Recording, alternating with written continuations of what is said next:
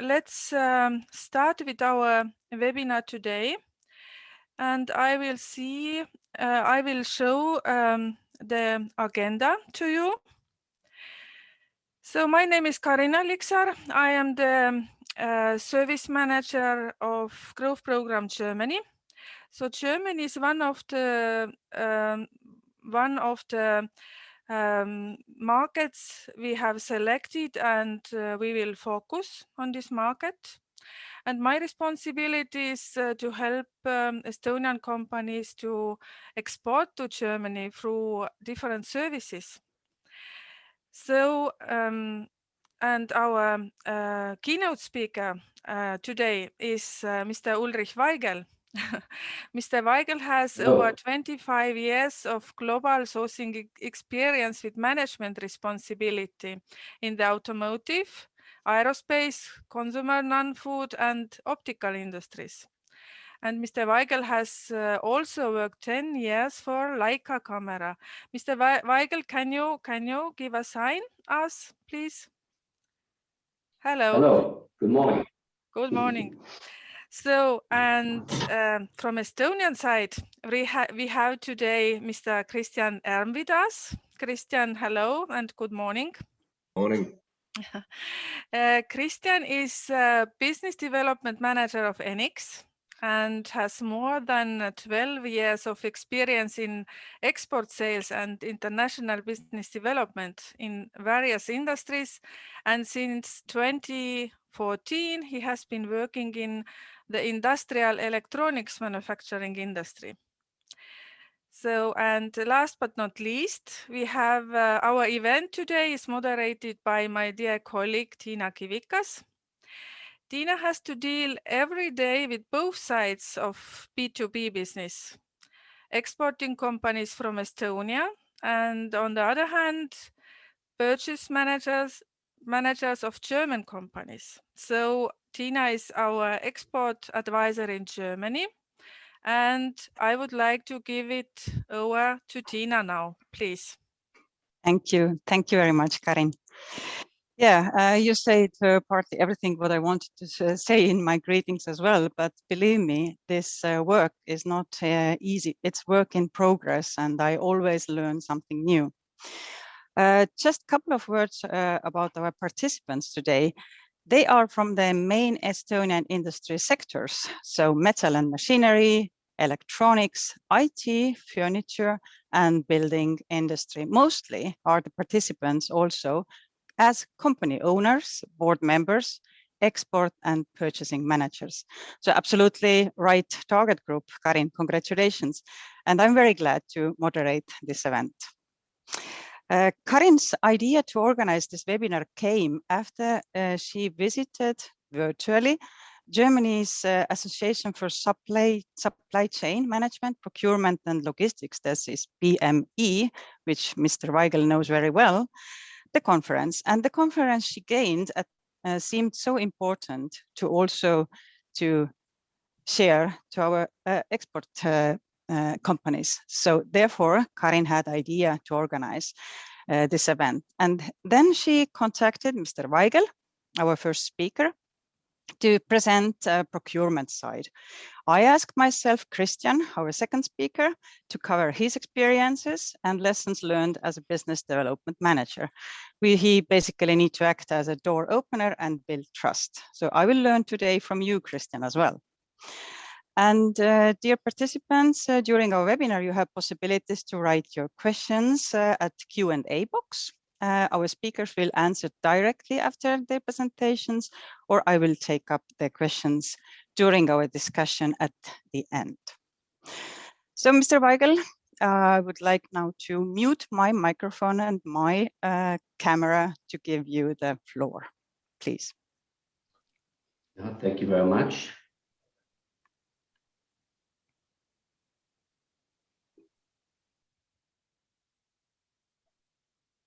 I hope you can see the presentation.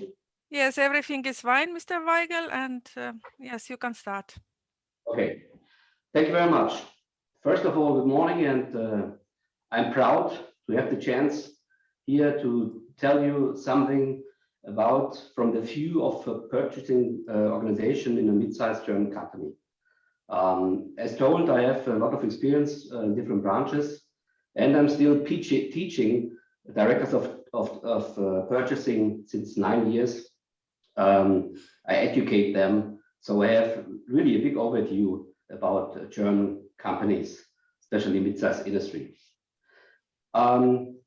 What I want to talk about is, after a short introduction, a little bit about Leica, organization, strategies, selection process, and supplier management, the goal of purchasing, one of the goals from them, a little bit about preparation to the negotiation and some techniques, dealing with some dirty tricks, also new aspects such as sustainability, recyclability, social and ecological criteria, which are more and more important. And finally, one chart about local aspects to get a feeling how the Germans are thinking. And for me, it's also interesting where you are in this picture. Okay, so let's start with my way. I started as a model fitter, so a very deep education, let's say, from metal side, casting, milling, turning, and so on. After that, I became mechanical engineer, and I started at Johnson Controls Automotive, which was at that time the second biggest first-tier supplier in the world. So car seats and a lot of things inside in a car was the main business.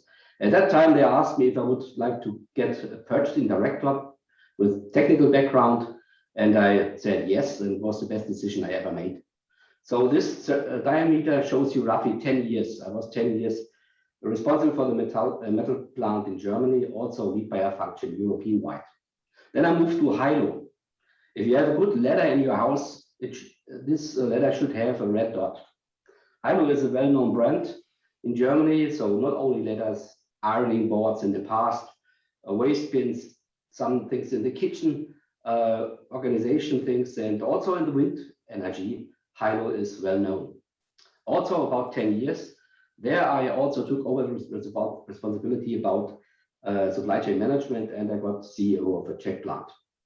Then I went to the aircraft business. You see the diameter is small because only 2 years.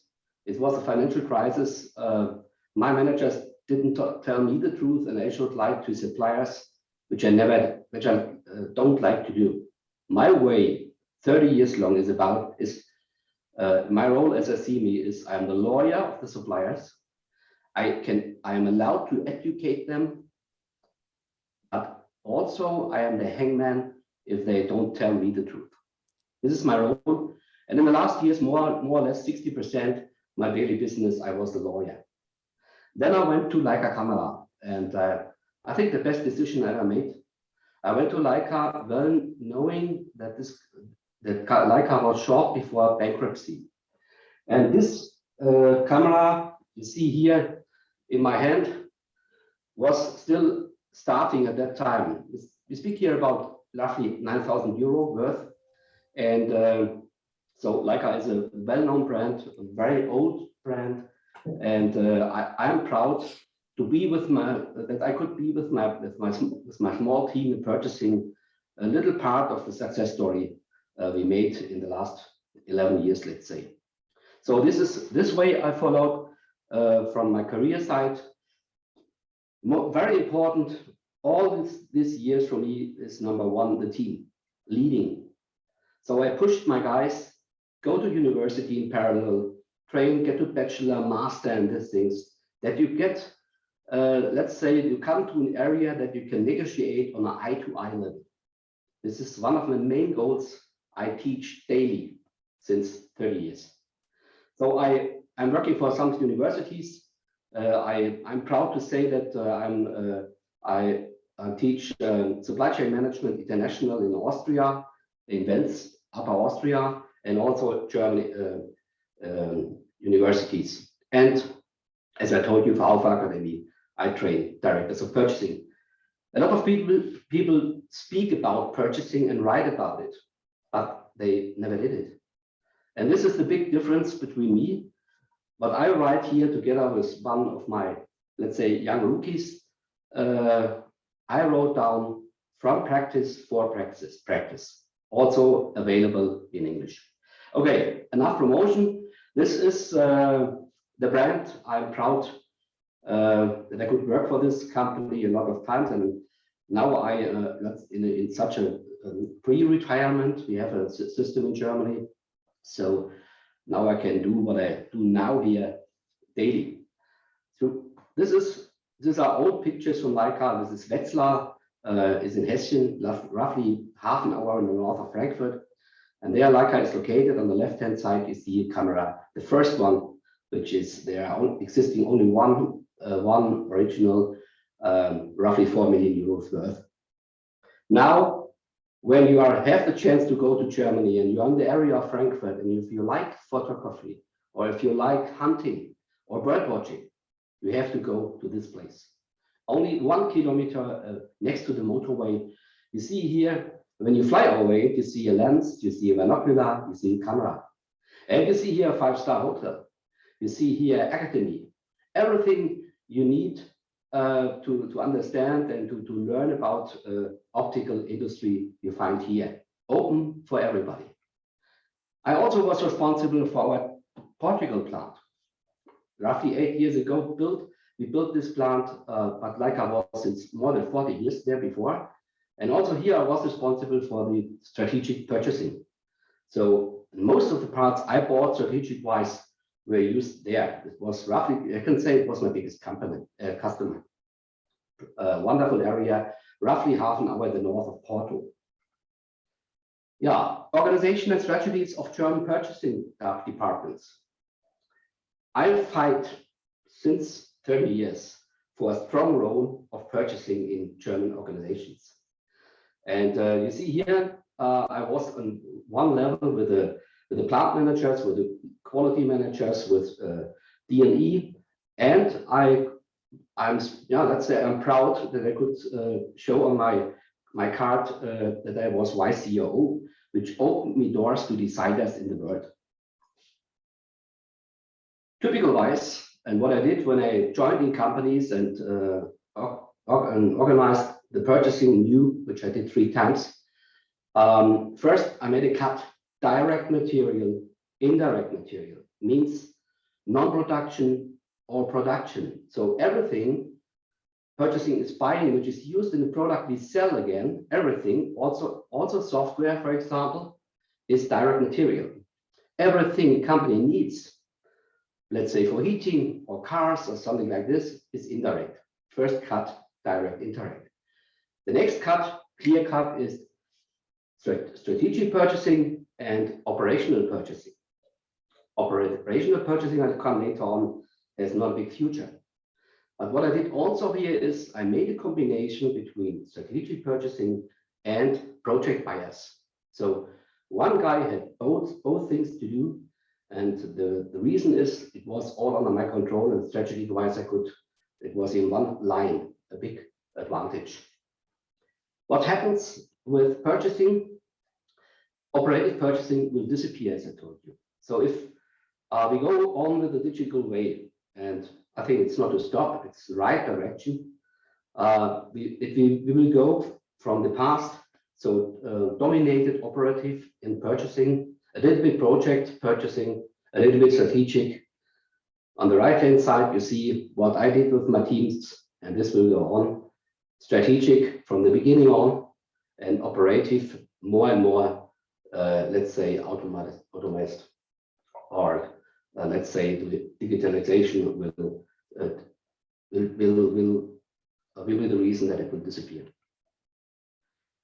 What we do in purchasing is we cluster all what we buy in commodities. So we put together things which are more or less the same, and we make strategies for each commodity. So we check how complex or how risky is the supply of this part, and we check how high is the volume and how high are the costs. So, for example, if we have a high volume, a low availability, a high risk, then we are in a strategic commodity.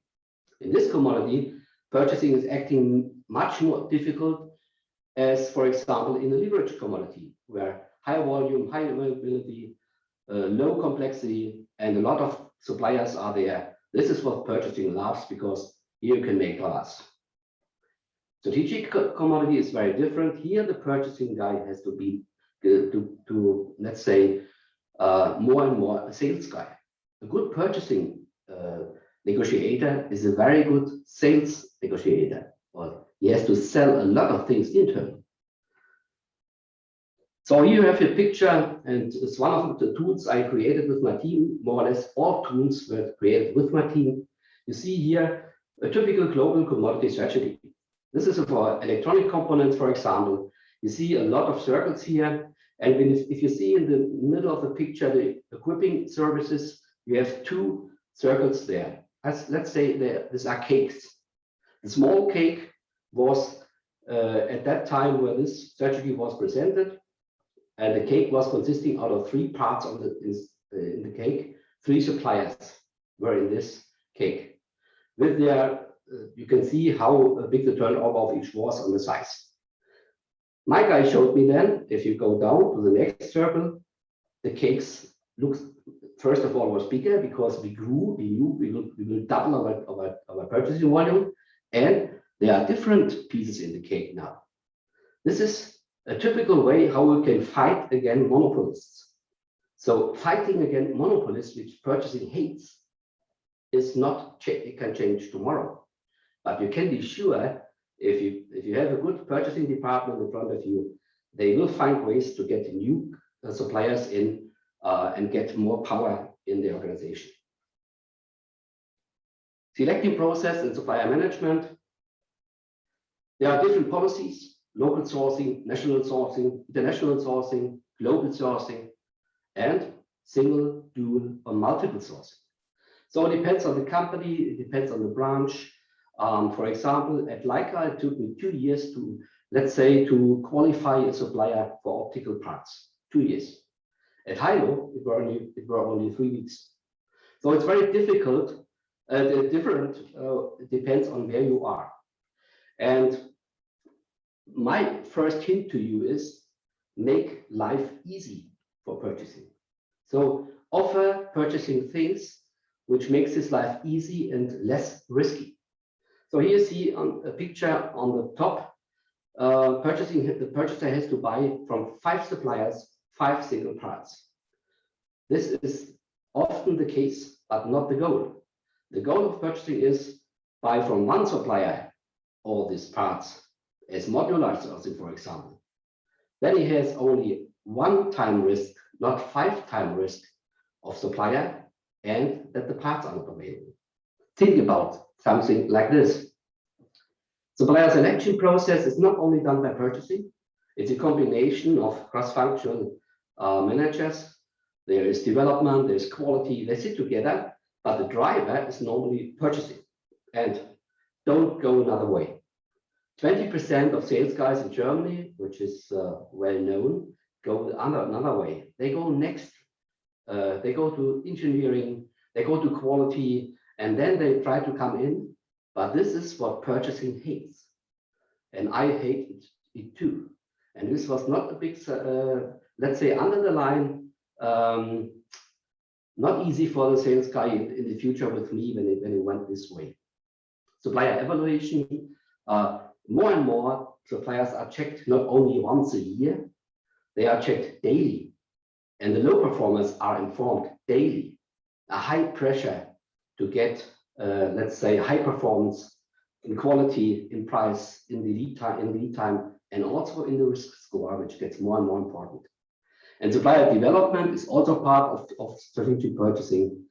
Why? I was always looking at my career. This is the same with the team for leading as with the suppliers. There are many parallels. I'm looking for people or suppliers which fit to the company, and they must not be the best, but they should want to get very good. I will help them, or we help them to get the best. But number one is he has to fit to me. He has to fit to our conditions, to fit to our company. This is the next hint. Supplier self-assessment. So if you fill out something like this is an example from Leica. you have to fulfill the specific requirements. If not, no chance. This is the first step. Then, depending on the industry, one focus is the quality requirement and also a strong attention to the ISO certificates, which is a must, let's say. But let's say the level of quality is different. It depends on the branch. Yes, automotive or aircraft are much stronger than, let's say, furniture or something. Yeah, depends for sure on the customer. Furthermore, risk assessment in Corona environment in terms of creditworthiness, but also in direction at more and more of sustainability as an increasingly important topic. However, this is not done by self-reporting, but the help of services providers. I'm connected with a startup out of Austria called Prewave. They use social media and KI, and they are, let's say, cheap but very good. What purchasing wants, they want to have the supply chain transparent. I come later on to this. A selection process could look like this. So we have, for example, here on the left-hand side, 7 suppliers. We have different criteria, and we weight them different. Under the line, there is a result on the right-hand side, but this result is not automatically the decision that we take the suppliers. It's one part of the decision. So the one way how we look to different sources. Risk, I told you something, and after Fukushima, you can imagine I had 25 suppliers in direct suppliers in Japan when Fukushima happened. At that time, when we doubled the turnover, and then I didn't sleep very well when I heard this because it was all single source. And this was one big risk, but these suppliers also have a supply chain, and where are their suppliers? Well, this was the start point for starting to do a lot for risk management company-wide. Also, mid-sized German companies do this. And one information I can put out of this is this chart. It shows, for example, one commodity with all the suppliers in the commodity. The size shows you how the purchasing volume is per supplier, and the position shows how risky he is. First of all, how risky is his risk score at the moment? So more right, more risk. And if something happens, how is the impact to my company? So more high, more risk for me. Means on the orange area, no supplier should be, but sometimes they are. And sometimes they don't know it, that people see this chart from them. So be aware, purchasing is always checking this. When you have a good purchasing department, they check it. And also in the selection process, it starts, but also during the business later on. So the process, how we select is, let's say, classic, up to the supplier analysis. Here, more and more the new things with the score we make for a supplier, like sustainability, like environmental things, like social aspects, are weighted higher and play more and more role, not only the price. Long time ago, now not only the price. Not in all branches, but when you have good brands or something, they do it. Goal of purchasing, I want to negotiate on an eye level, and I have a short example out of my past. I was responsible for Opel for automotive, and I took over the responsibility for this whole project. It is a gear shift lever system which was built in all Opel cars. And let's say it was 15, 20 years ago, I think. And first of all, what is purchasing doing? I had to buy all the components for this. And what we do always is Pareto thinking, is find out what is the A part, so the part which is the most worth in this purchasing volume. So as you know, I think we always look, when we look about improving conditions, the 20% which makes 80% of the worth. This, you know this rule, I'm sure. It's also in the life, in time management and everything, you find the same. So roughly 20-80. And what I found out was this tube here. So I found out this tube was the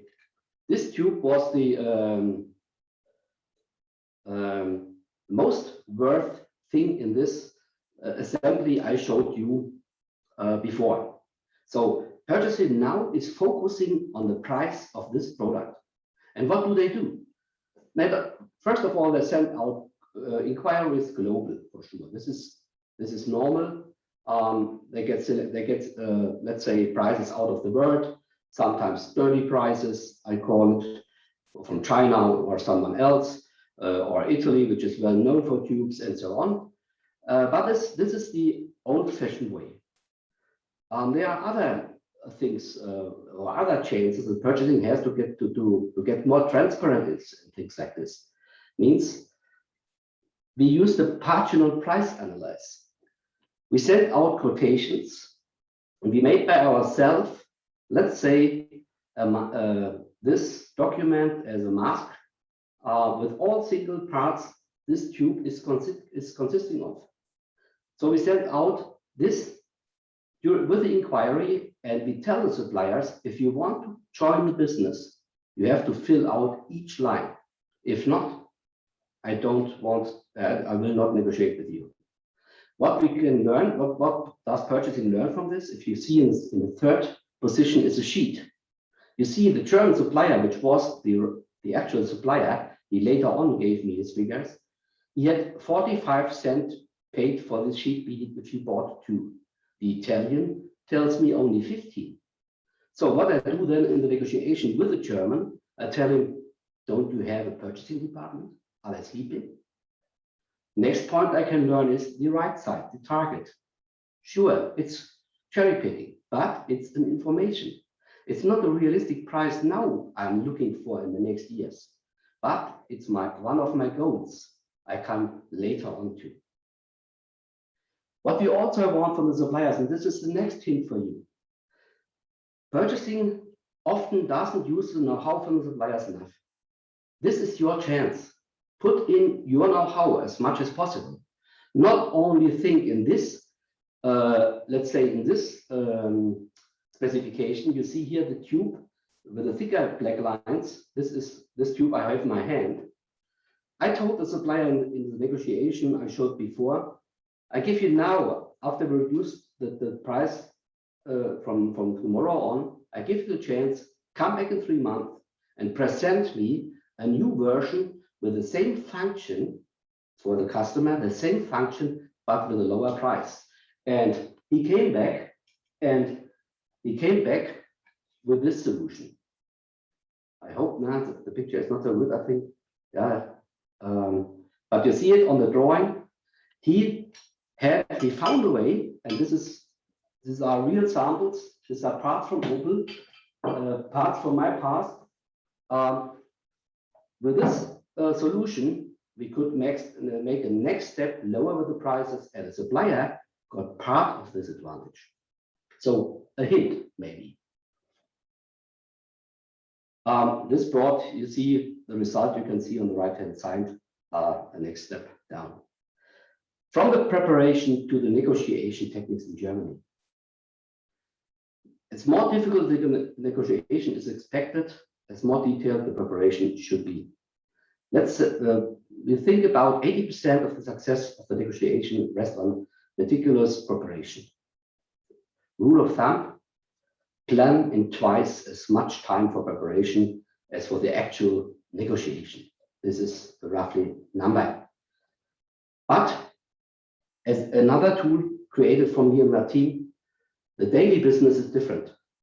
A lot of purchasing guys don't have the time to prepare as they should, as shown before.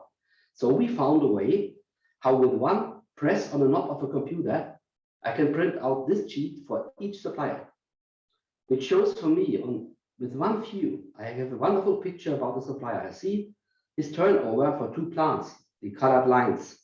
I see growing business.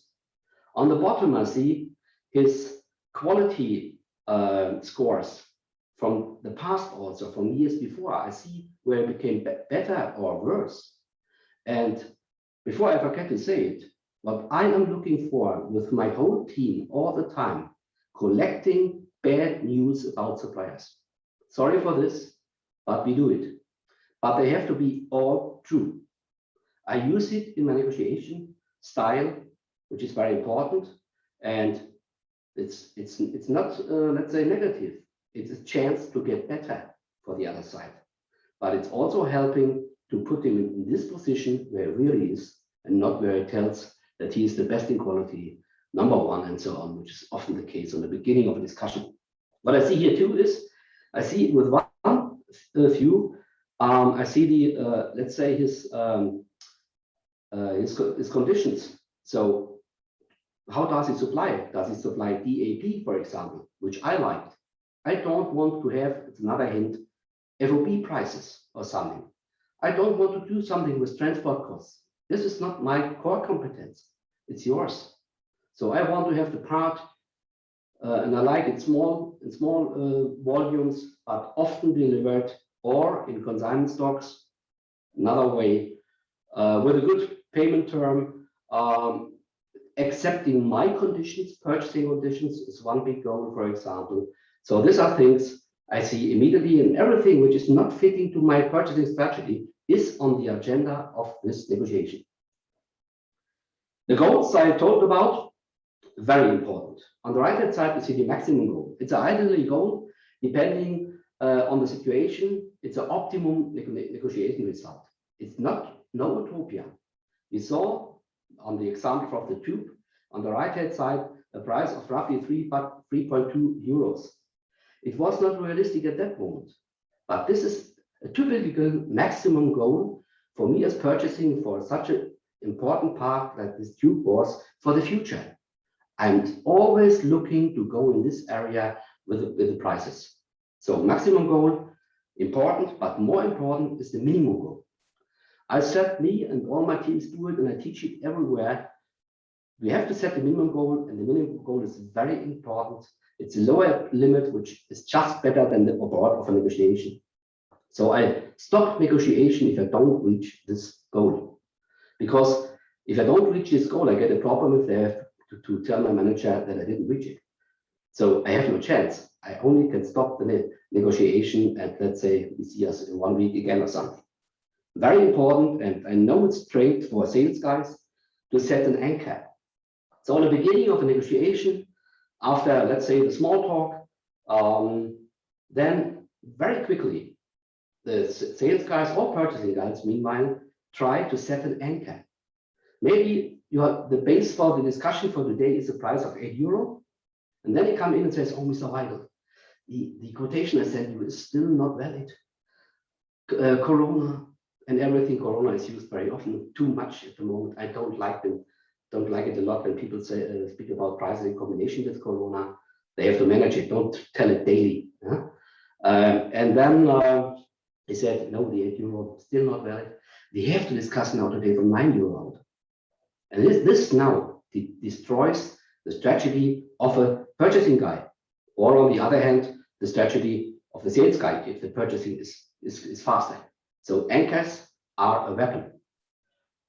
What I developed in my time, I used 3 stories. Depending, the company's story is depending on the actual situation of the company. So 10 years ago, it was at Leica, it was, let's say, witness combined with perspective, with the positive perspectives in the future. In the last time it was, you see here the building, which looks after a lot of, let's say, profit for the company, which was the case. But then my story, I had to change, and I changed it. I said, "Oh, you're right, but a lot of companies want to have us on their reference, but I think we can go all together, right?" So this story is very important, what purchasing is doing. Then the negotiation story is, we use the agenda. The agenda, a lot of people don't respect in this level that it should be. So we send out an agenda early enough. We give the other side the chance to add something, but then we follow this agenda in the negotiation. And one is clear: if I negotiate the last negotiation, I will decide on this table today. And this only can work if both sides are very well prepared. Finally, we come to the story to go. The story to go is this story. I have to think about what the other side needs. The other side needs to tell his boss, why did he give me more than he was allowed? If you are able to do this, then you can negotiate. So again, a lot of arguments, a lot of, let's say, waste parts I put on the table. So all the time the hurts we can see in the negotiation, maybe some KPIs which are not good, you see on the right hand side. All this information which should be all true. If one is not true, it destroys my whole strategy. So I have to be sure that all the information I put on the table are true. And I make a mix between positive and negative in order to bring the supplier on this position where I see him. But then he sits next to me because I work with him. I want to work with him together. I bring him up because that's the way I call it grounding. It's my style. And then we make a deal for the future that both sides can live with.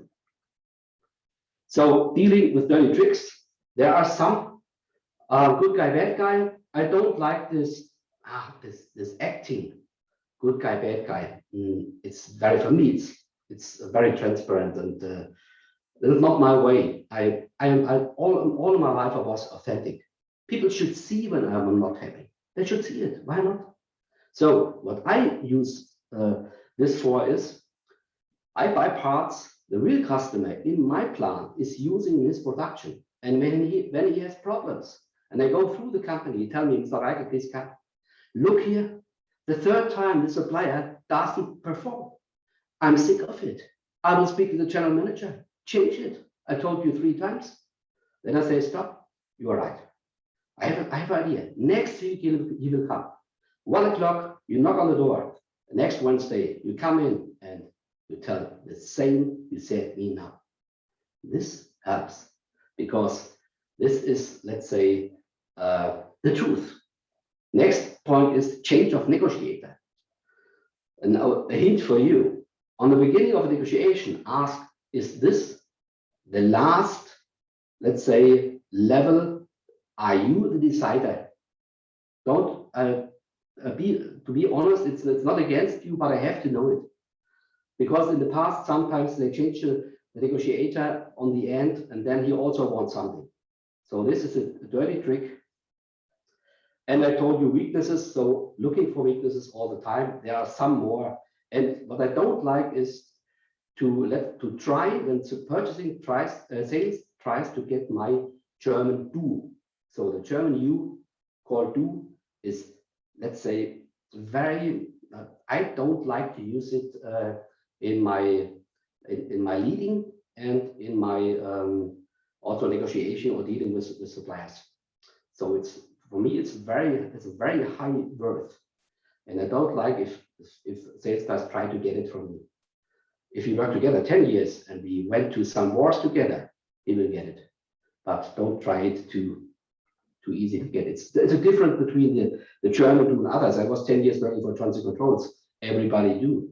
I was dealing with Norway, for example, and not far from you, nice with hydro in Carmo and Holmstrand. There was a lot of times different, but the German do is, again, from my point of view, maybe it's also because of my age, could be, but I tell people and teach directors of purchasing, don't throw it away. Next, new aspects such as sustainability and so on, as told. So one is for sure, purchasing must be able to react in real time in the future. So we have to find ways to know always, where are my products? Does something happen? Use robot advisory, use drones, which are still used meanwhile. So these things will come, I'm sure, and purchasing has to be part of it. But what we learned in the last, let's say in the last year, there has changed a lot in Germany, especially about the sustainability, the procurement role in sustainability. Procurement plays an important role in this. So all the circle around these aspects on the middle ring, you see, is, let's say, responsibility of the supply chain managers. So we have to check it. We have to have more and more to look on this, because it could destroy brands. It could really destroy brands. And here you have some negative examples from the B2C business, for example, where brands had problems with this. And for example, VW is pushing this a lot. So they created the sustainability rating, the S rating, and a lot of people do it meanwhile. And so the self-assessment of the supplier, the third-party experts, and code of conducts and so on, they make their supply chain more transparent. And here you have the pre-wave, for example, checking not only suppliers, also customers. Also for you could be important to know more about your supplier, your customers. We check the past and we check the future. We check it also up to in the second level of the supply chain. So 100% of direct suppliers and 60-70% if the direct suppliers allow me to have a look in their supply chain. So that the second level of suppliers I also check. I want to know how clean are they, and I want to know how stable are they. And this is more and more getting important, and I'm still learning here a lot and teach people to do so. So what is important? Corporate and procurement strategies will be fundamentally revised. I'm sure it's also Corona, but the arguments I had before. Contracts will be done different in the future, more flexible, for example. We have to react quicker, faster, shows us the last year that we need it. Criteria for make and buy decisions will be reconsidered and weighted different. So from global, maybe to local or in-house. So this is, people think more about it at the moment. The criteria of supplier selection, the evaluation, as well as the total cost of ownership consideration are currently being corrected for the following aspects: durability, recyclability, besides economic, also ecological criteria, globally controllable, social. And finally, the closer, the better. So a hint for you maybe, and what I see is this trend. I was buying a lot from Vata, for example, and these batteries were produced in Asia. I saw all these plants out, and we moved it with, so Vata moved to Romania, so much closer to Germany, 2 days by truck. And this could be a chance for you too. You are closer. Yeah? Adjustment of the conditions and purchasing terms to the market situation and legal situation. Sorry, on the bottom you see a typical example of total cost of ownership. In my past, I didn't start buying from Asia, for example, when the price difference was not minimum 20%. Meanwhile, the difference is bigger because of all the things which will be more important in the future. And there will be a Lieferkettengesetz. I think it comes from Europe. I'm sure you have heard about it. And I'm sure it will come.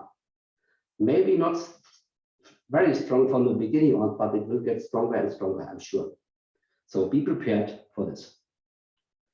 Local aspects, finally, one chart.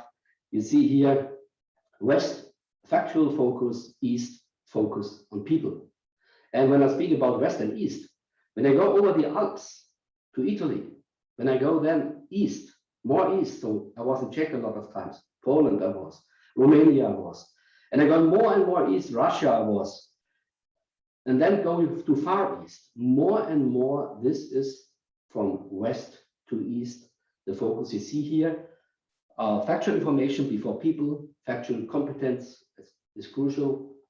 East, relationship before matter, trust is crucial. Minimal talk and preferably after business, not before.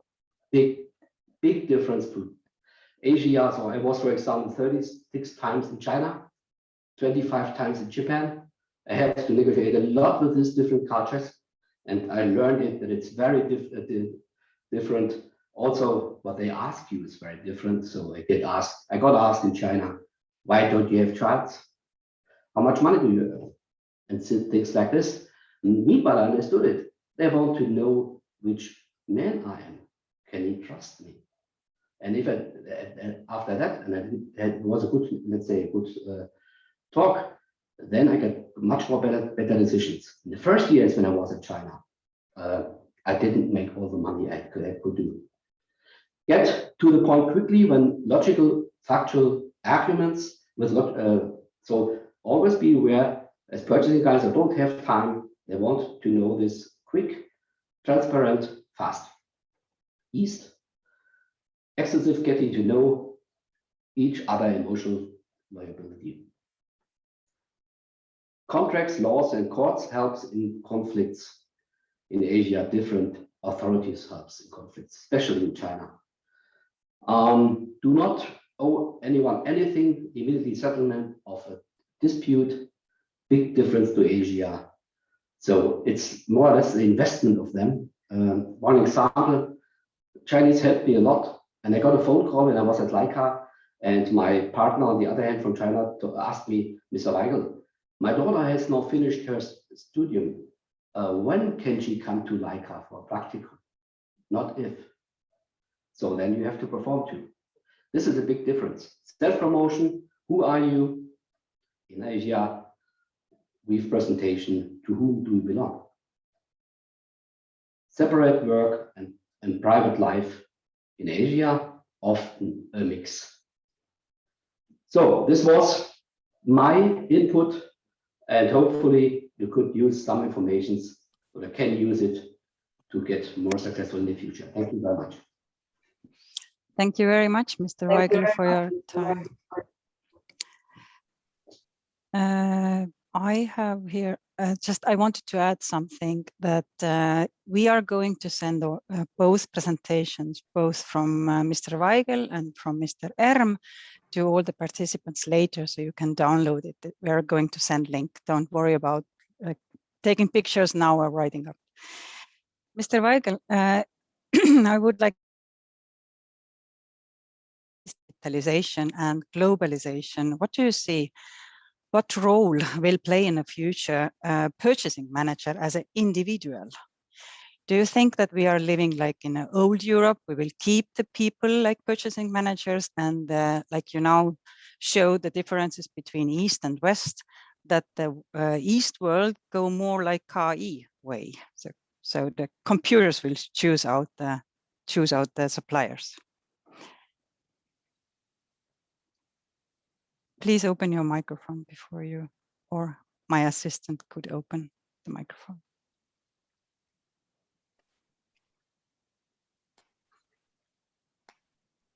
Yes, I can. It's open now. Mm-hmm. Yeah. I think I know this trend, and in some areas it will come like this. Also auctions, e-auctions, something like this. But I think the big deals will never be done without men. And for sure, the role of purchasing will change, more strategic and more, so let's say departments will disappear. More and more, let's say the functions are in teams working, and everybody is bringing in his know-how, not depending also on the situation of a process in, let's say, the project development process. Yeah, so this will change. The departments will disappear, people get other roles, but also purchasing guys will get more and more managers, project managers. So if this will change, but I don't think without people, without personal negotiation. This I don't think so, and I don't hope so too. Good, thank you. And another question, when I'm advising Estonian companies, and often I will show them the self-supplier assessment possibilities, what the German companies are putting online, I'm getting answer that no, I'm not using it. I'm lost there in the crowd. How is it actually? Does the purchasers looking after the new recordings and new suppliers there? How is the system working actually? Or is it nice to have? No, I think maybe it depends how, let's say, how active a purchasing department is. Also, the level in the organization you can see. Then, if you see the purchasing has a strong role, is very has a higher position in the organization, you can be sure they check it, and they, as I told you in one example, if you don't fulfill the base requirements, you have no chance. You can be sure, but there are a lot of companies. I'm fully with you. They use it as nice to have. They have to have it on their website, but they don't work with this because they don't have the time for this. So again, as higher, as stronger the purchasing department is, I think it's more they use it.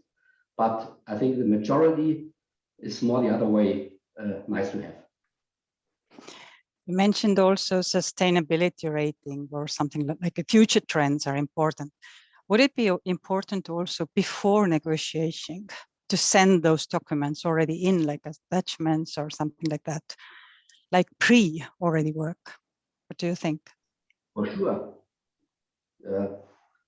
When I got you right, if the supplier sends me a quotation and in, let's say, not in 10 sheets of paper or 10 PDF documents, so let's say concentrate on one sheet, nobody has time, make it easy, the life for the purchasing guy, but you see the bullet points, and one of the bullet points is, let's say that they are a very good way. This is one of your USPs, for example, that you can put in, give advantages to the supply chain, because there will be a pressure on supply chain in the future. They have to show the top management that they are transparent and that they are only using clean sources.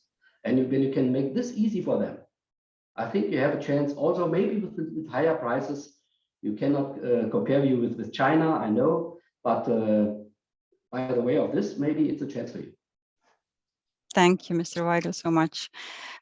Please write your questions and also below where you can see the question and answer slide, because I can take them up at our discussion session. Now we have a very nice bridge, because you mentioned, Mr. Weigel, make the life easier for the purchasing managers. And I know Kristjan is the person who can make the life easier for the purchasing managers, as you have worked in and as in this sector already over 12 years, I guess, and you have dealt with the German purchasing managers or industry sector already since 7 years, the last 7 years. So I will give the floor to you now. Thank you. Yeah, well, basically good introduction. Thank you for that. And if you want to know what sales guys do in general, then yeah, our goal, top priority #1 is to make life easier for the people that we work with from customer side. So let me just share my screen. And here we go.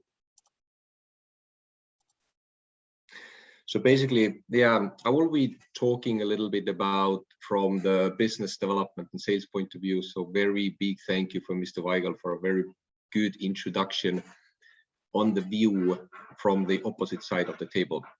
So basically, I hope that all sales managers and then business development managers and company heads got a really good picture on what they are up against. It is not easy, but life is not supposed to be easy. So it is a good chance to really develop from a business point of view. But a little bit about myself. Hello, everybody. My name is Kristjan Erm. I'm currently holding a position as business development manager in a company called Enix. Yes, my contract is under Enix Estonia, which is actually located in Elva, so southern part of Estonia. But my role is actually in Enix Group. So I work as a group function. My role is not to sell Enix Estonia. My role is to sell and develop business for Enix Group. I have diplomas in business management and international trade management. I have been doing trainings like marketing, sales, purchasing, international law, etc., etc. So again, my suggestion for all of the sales manager is, if you have a possibility to go into trainings like purchase manager trainings and international law, believe me, you're going to need it. So it's very advisable. I've been in a customer service since 2004 and export and international business development since 2009 in very many different industries, such as I have customers from construction industries. I've been selling passageway automation loading equipment to companies like UIT, Skanska, Lemminkäinen. I've been selling machine building and heavy metal constructions to, Port of Helsinki, to different harbors, to energy companies, to mining companies. And since 2014, I've sold electronics manufacturing services to very many different industrial global OEMs in industries like safety and security, building control, railway, medical, industrial automation, power and utilities. From a personal point of view, I am married and also father to a 2-year-old small girl. And I have a baby boy on the way. So expected time is midsummer this year. So life will start to be very, very exciting after that event. And also my hobbies include reading, motorcycles and fitness. So here is just an example picture of me drag racing my Yamaha last summer. So that is a type of hobby really keep you on your toes. Really, really good way to really, how to say, clear your mind when you need to only focus on one thing on a motorcycle, and that's staying alive. So you really forget the everyday troubles. A couple of words about Enix. Enix is one of the biggest industrial electronics manufacturing companies in Europe. We only focus on industrial electronics. This means that we don't do cell phones, microwaves, televisions, stuff like that. We only do industrial usage equipment and box builds. We have different manufacturing locations all over Europe and Asia, in total of 11. This means that if I say that I work for a group and then my job is to really provide different manufacturing services and engineering services to our customers in Europe or Americas or Asia, this means that the business portfolio can be very, very diversified. You can have engineering service or product development service coming from Finland. You can have the product ramp up and like prototyping done in Sweden. And you can have the serial manufacturing, for example, done in Slovakia or Malaysia or China. This means that you're not selling one thing. You need to really sell a complex portfolio of different value and different services. And on the right-hand side below, you can see basically what is electronics manufacturing turnkey services. So we start from product development, electrical engineering, prototyping, design validation. We can take care of the medical certification for the products, etc., etc. So this means that also from the audience point of view, that yes, your company can be manufacturing like a product or some sort of a specific part of a bigger complex system, but always try to expand a little bit. What else can you do? What else are your strengths to really put on the table? And diving a little bit into my message to you today. So previously from Mr. Weigel, you heard what is considered when speaking with suppliers, and I will try a little bit to like open up some of the topics and questions you need to answer or you need to find or seek answers before actually start to reach out, when you have reached out and really want to focus from a German market point of view. So we start with homework. Always, always, always do your homework, and you need to really cover the basics. So questions like, is the offering matching the prospect's needs? Do you have industrial experience? By industrial, like how to say, industry specific experience, I mean the customer you are selling to, what is their market? Do you have that experience? So this means that if your customers are selling their products or selling their value for their customers, really think about how you can bring to the table the experience from your customers industry. For example, I have an example from UK that I had a customer from England selling different applications, product and technology applications into mining and oil and offshore industry. This means that these products need to be EX certified. EX means they need to be certified for explosive environment. So what we did is before we actually went into the meeting and then before we started selling this our manufacturing service to them, we really dive into what is EX certification. This means that what is the processes and requirements that the product need to meet in order to comply with that service. So the moment we actually sat down with the customer, we said that, oh, your products need to be EX certified. Well, good. NX can meet those compliances from a manufacturing point of view. You cannot believe how many questions were left out from that meeting just thanks to that preparation. Also, learn about your prospects industry. What is the growth or decline trends, and so on and so on. This means that you're not selling your product or service from your point of view. You really need to think about how you can meet those future trends in implementing any like new technologies into your manufacturing process or into your products in order to catch those trends. So many doors are open for industry specific experience. So think about that. Think like 2 steps ahead in front of your customer. References make all the difference in Germany.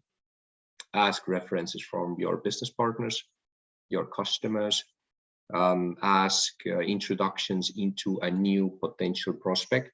This means that you can have good partners, and if your partners, if your customers are belonging into some sort of an, I don't know, union or whatever, then you can really utilize your good cooperation, and you can really ask that, do you feel good enough to, like, how to say, suggest my company or our products to your references or your acquaintances? So a good contact, former customer, business partner, or former employee can be a really good door opener. Really, like, check LinkedIn, check your previous alumni who have you worked with. So I've seen, for example, like one of my good partners who was working for a customer of mine some years ago actually changed companies and went to work into another industry, but a target prospect or a target customer of NX. This means that I had really good experience working with that guy for a couple of years. And when I found out that he has changed jobs, I basically reached out momentarily and got a really good acquaintance into that opportunity also. So think about your network. Before the meeting, you need to prepare yourself. Again, we come back to homework. Analyze your prospect's business portfolio. I mean, the best supporters for a business start is a well-prepared and analyzed partnership opportunity. So what I mean by that is if you see that your customer has a wide variety of different products, maybe you are selling, I don't know, for example, if you work in the metal industry, and if one of your products is like sheet metal bending, and you are thinking about going in and selling only that sheet metal, think about what else products does your prospect do. For example, what is the value chain after that sheet metal, what you can potentially propose in doing yourself, and so on and so on. We have been talking a lot about legal documents. I'm really happy that Mr. Weigel really strongly brought that up, is you really need to scan and search for contracts and legal documents in Prospect's homepage. German companies are really good at actually uploading quite many like legal documents and legal requirements, also for procurement from code of conduct point of view. So contracts like supplier requirements or purchasing terms and conditions, code of conduct, etc., are available in many German companies.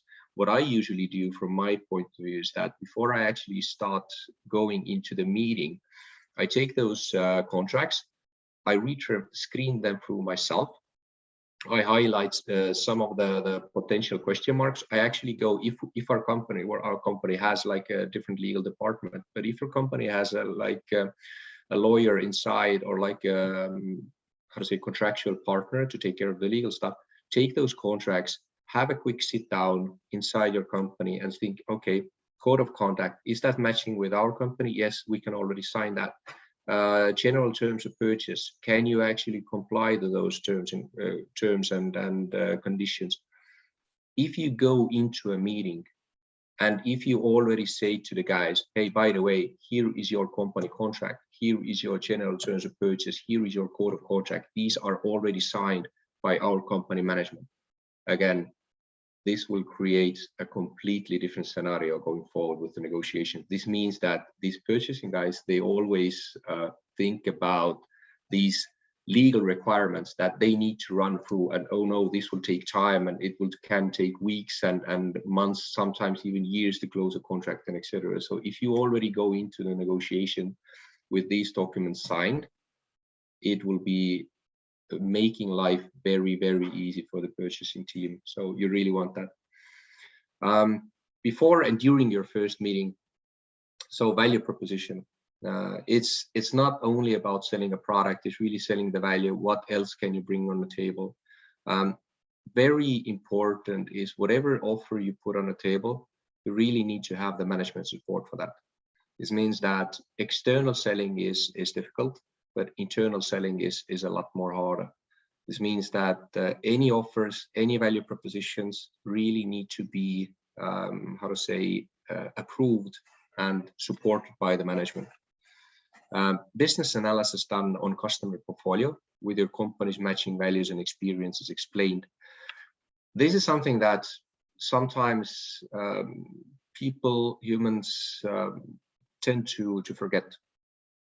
Big references and good partnerships and really long-term partnerships are really good to use as references, but actually do you have the green light and okay from your customers to actually put out those references?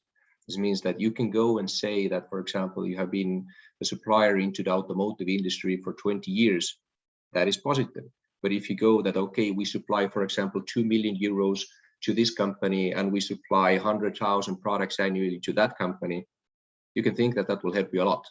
Actually not, because if purchasing managers and sourcing team says that, okay, if you talk so openly about these type of references to a new customer, what do you think they will think of how openly you are going to discuss your business with that new customer, with the future customers for your company? So really, NDAs, non-disclosure agreements need to be signed, good business conduct, and really ethical behavior when starting to talk with future customers. This is really key, and especially in Germany, it is monitored very, very carefully.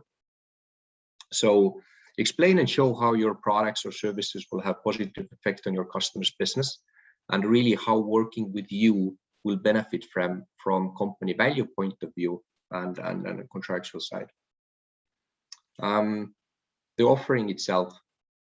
So we talked a lot again about the ease of doing business. So nowadays, the basics, price, quality, on-time delivery, that is given already. That is the hygiene level.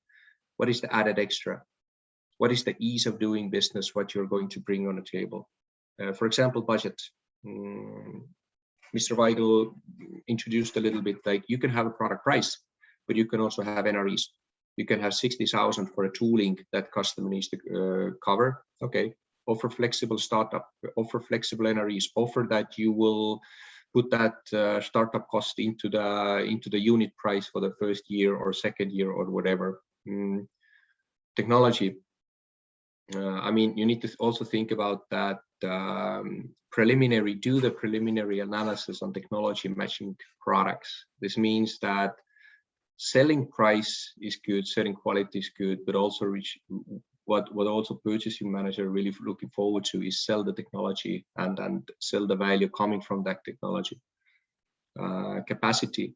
Again, question, do you have enough capacity to bring on that huge part of business? It is really good to sell, but you do not want to be in a position where you finally get the good go-ahead green light and signature for a very big project, what you have offered, but then find out that the production manager from your company says, sorry, no room, we don't have the machinery, we don't have the resources, and it's going to take us 3 to 6 months to actually recruit the people we need in order to take care of that business. So all of these analyses need to be done. Supply chain management. Does your team have the resources to bring on new business from a sourcing point of view? Again, we come back to a question where you need to ask, how can you offload work from your customer? This means that if the customer is sourcing some bits and pieces of a product, can you take some of that sourcing job into your team, again, to make life easier for them? Custom value offering. There is no such thing as one size fits all. Standard offers usually means higher competition. So this means that in order to be in front of the competition, you really need to bring that extra to the table, what is actually matching your customer. Identify trends. And the point 4 is really valid. And I think that this is really seen as still, again, after many, many years, something new for a lot of Estonian companies, open book offers. The table that Mr. Weigel shows, all of the different manufacturing processes, raw material prices, manufacturing process times, profits, be open to show everything. And really be open to show the profits also, that are you taking 50% profit or 2% profit or whatever? Customers want to see that. So open book calculation is a completely normal thing, completely normal. So talk about material cost, talk about value add cost, talk about profit. It's completely normal and considered as everyday. Also, for a successful entry, Mr. Weigel had a good point that yes, purchasing is very important, but at the same time, be prepared to be in a meeting where you have, in addition to purchasing, also engineering team and quality team, supply chain team, for example, code of conduct or like lawyers involved. This means that you need to keep everybody happy. And in order to do a successful purchasing sourcing decision, this means that engineers need to feel secure that you have the manufacturing resources, you have the know-how, you have everything in place to actually handle the business. From quality point of view, quality guys need to understand that you can actually deliver the quality. So if you keep those guys happy, you have the like endorsers or like how to say, people who support your company. And sourcing guys, if they feel that they don't need to work to push a sourcing decision through the company, again, life will be much more easier for them. I think the key takeaways working with German companies and German customers is here. There are many more experiences, many more like lessons that I've learned, but I think the key is here that Germans really look for trust. If you receive trust, you need to give it back. This means that German companies, yes, are difficult to get into, but once you are there, you need to prove yourself. Once you prove yourself, you're going to be having a long successful partnership. Germans are loyal. Again, if loyalty is given, you need to return it. Be patient. Having access into a German company or like a Mittelstand company where the turnover is 500 million plus is going to take time. It's not going to be 6 months. It's going to take 2 years, 3 years.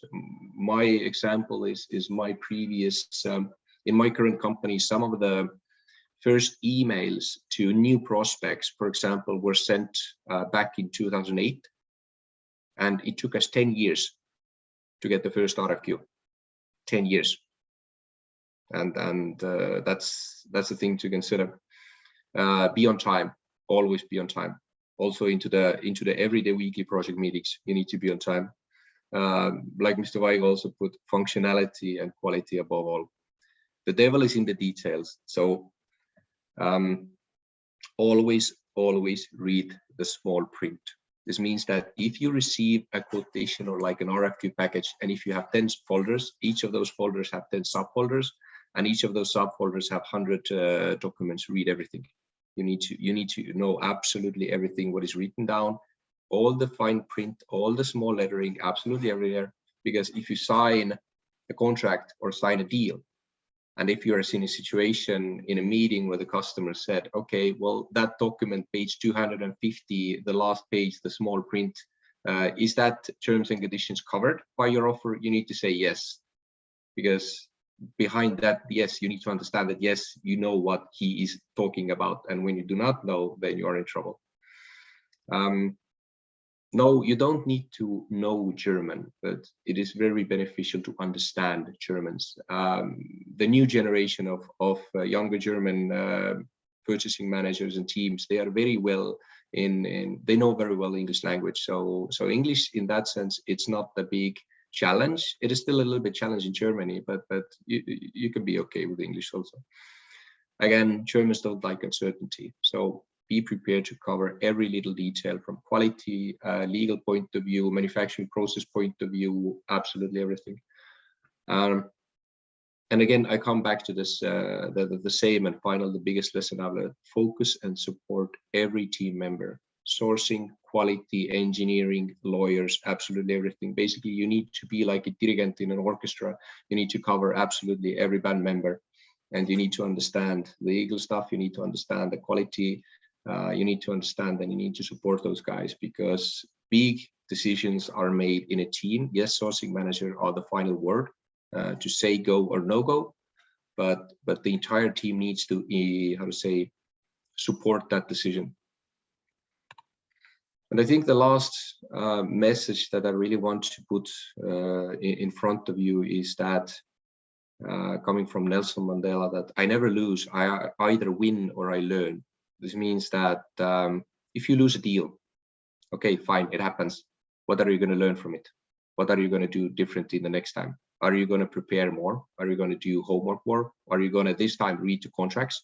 Or this time, are you going to actually put more effort into the value proposition, sign the contracts before the meeting, etc., etc., etc. So the key to growing your business and achieving success is through implementing the lessons learned into improving your value offering for your customers. So think about that. Thank you.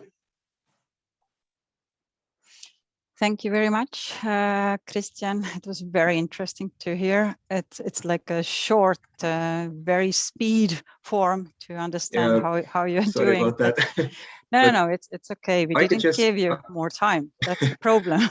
Yeah, but I can just say that everything that Mr. Weigel talked about, the screening documents, the self-assessment reports, the terms and conditions of purchase, legal stuff, everything is true, 100%. That's true.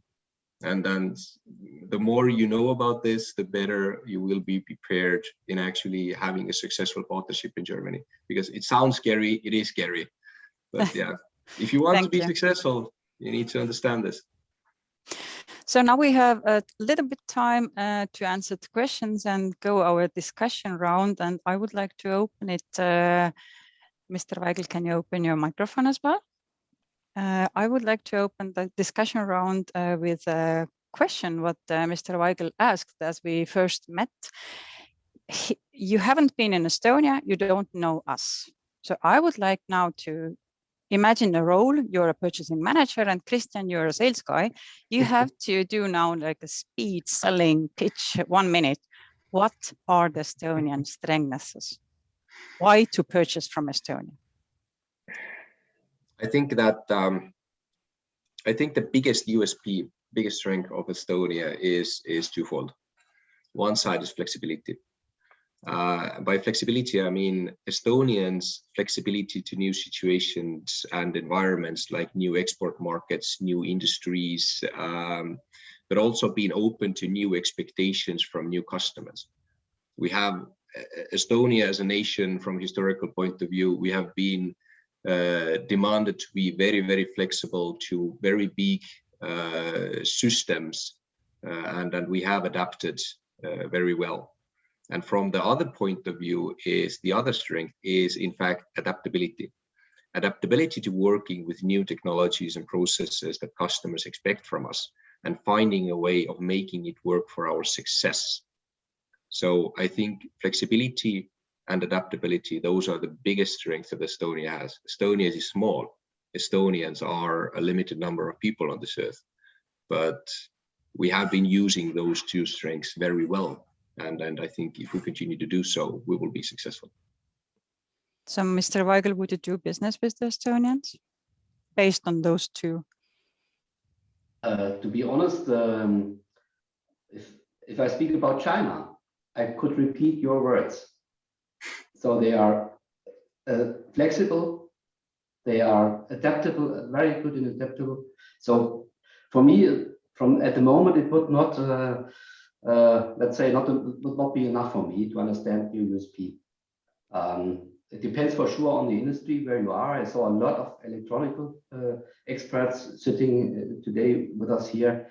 If I would look for electronics, I think I feel there is a lot of know-how there, and maybe there is a chance by that way that I say, oh, we have a new source here. Let's look into Estonia. Yeah? That's my quick answer. So to convince you, we need absolutely more time. It's not the 1 minute pitch. That's my conclusion. No. Thank you. Thank you for that. Well, and that's why you need to do homework. And that homework is usually many months. Exactly. So we can't sell a 1 minute pitch as a Chinese. No. We need to have a personal meetings with each other and so on. I have a question from the people also. Excuse me, Kristjan, do you wanted to add something? No, I just wanted to say that long-term successful partnerships are not sold in 1 minute. Exactly. Thank you. We have a question from the participants, and I will read it now. Has the COVID pandemic changed the overall willingness of German companies to move the supply chain to Europe despite the higher prices? I think it's a question for you both. Who would start? Mr. Weigel, maybe you. Yeah.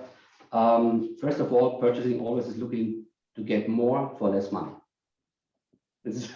Unfortunately, it's the truth. But I see a trend in a lot of companies that they use more and more this situation as a marketing instrument, that their products are clean, that their products are from the sustainability view are very good, and so on.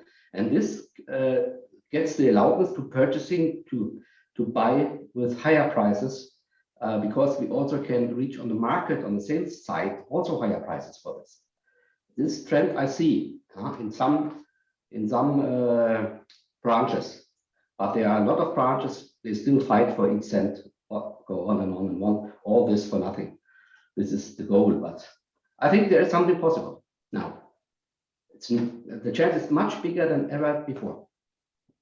And Kristjan, your comment on that? I would say that from a business development point of view, COVID has had a dramatic effect on the world, but from business development point of view, it's actually proving to be positive, because what happens if you have supply chains across the world, other side of the globe, and when everything is shut down, you cannot travel, you cannot meet people, you cannot go there. That's an issue. People want closeness. They want to have businesses close to them. They want to have supply chain close to them. So based on experience, what we see from the marketplace today, this is proving to be, 21 is proving to be a very, very positive year, because everybody is having more and more focus on risk management, supply chain management, and footprint in Europe.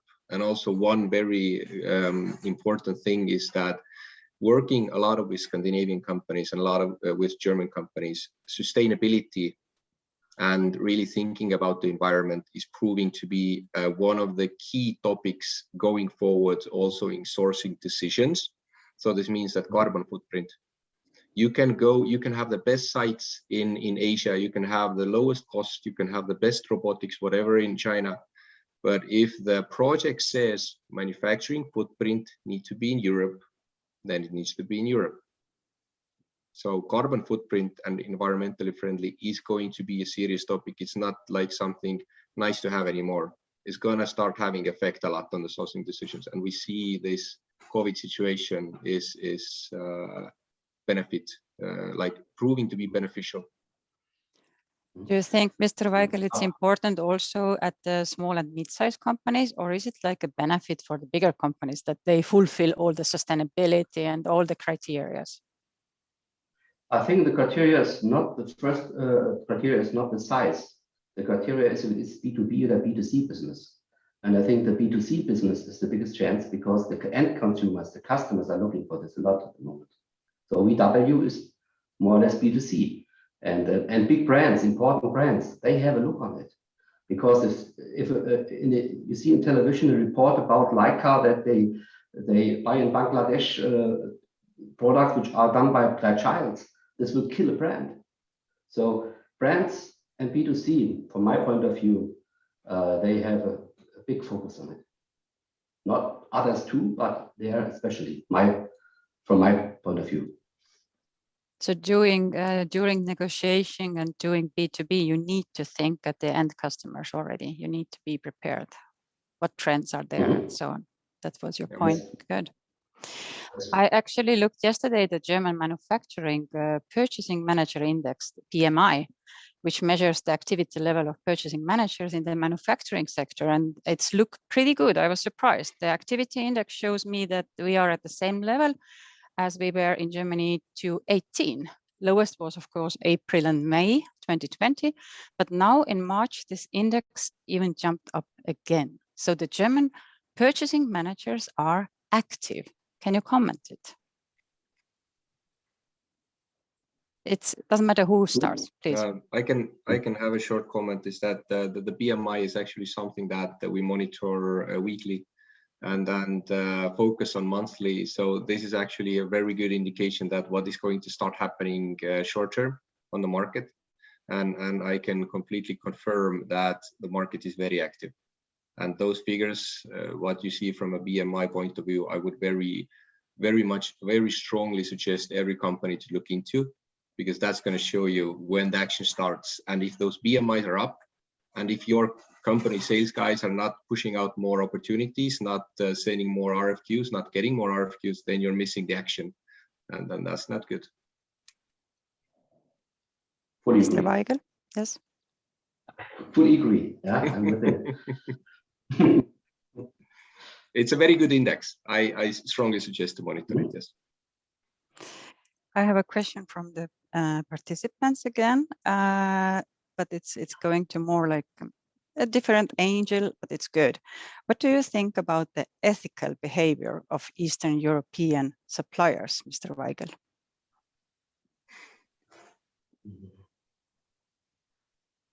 Difficult question. I was often there before Corona. There's a big difference. Some depends on the each factory. It's different. Depends also on which level I buy. So it depends on the area.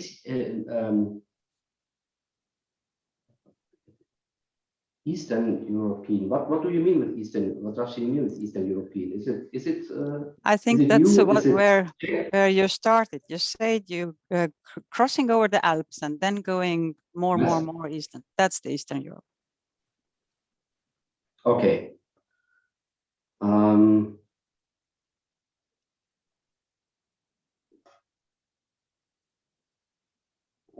I cannot really understand what they mean. What I mean with this is when I go over the Alps, I get more and more the impression, or I found that more and more I had to get the heart of the other side. That my person is more and more important. That the direct link to persons is more important. As far as more I went to southeast, this is what I found. About ethic, the Baltic states, for example, okay. Baltic, I was in Boston. The Baltic states, I have not much experience, sorry. That's very good. Then we need to have the next event with you live. We need to invite you to Estonia. Because I always using to say, and Kristjan, you can say it maybe as well, that any German who has been in Estonia, it's like a step to the winning side, because then we can show what we are doing, how we are, what are our ethic principles and so on, working principles and so on.